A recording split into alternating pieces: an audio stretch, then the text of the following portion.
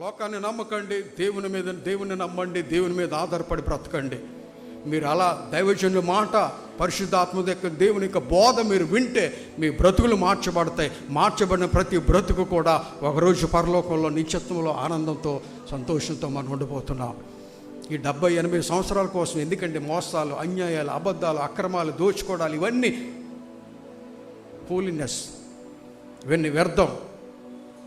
స్వేచ్ఛగా స్వతంత్రంగా బ్రతకాలంటే యేసయ్యకి జీవితాలు ఇవ్వండి. యేసయ్యకి మీ జీవితాన్ని సమర్పించుకోండి. రేపో మాపో నువ్వో నేను చస్తే ఎక్కడికి వెళ్తావు అన్నట్టుగా మనం బ్రతకాలా.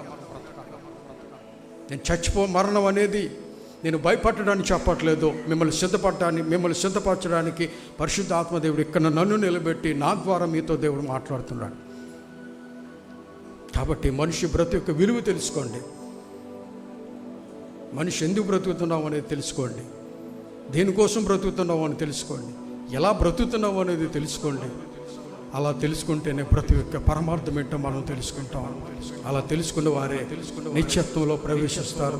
ప్రవేశించడం కాదు, నిత్యత్వంలో దేవుని మహిమ రాజ్యాలలో, పరలోక రాజ్యంలో ఉన్నతమైన స్థాయి.